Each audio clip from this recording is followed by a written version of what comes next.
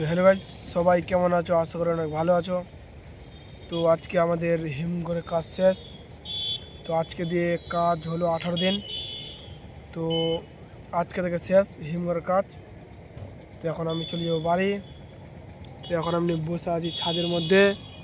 এদিকে দেখো গাইস, এটা হলো আদিনা স্টেশন রেলগেট, আর ওটা হলো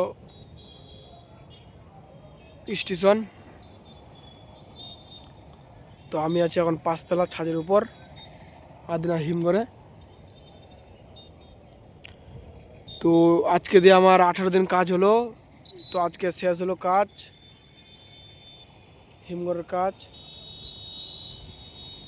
তো এখন চলে যাবো বাড়ি।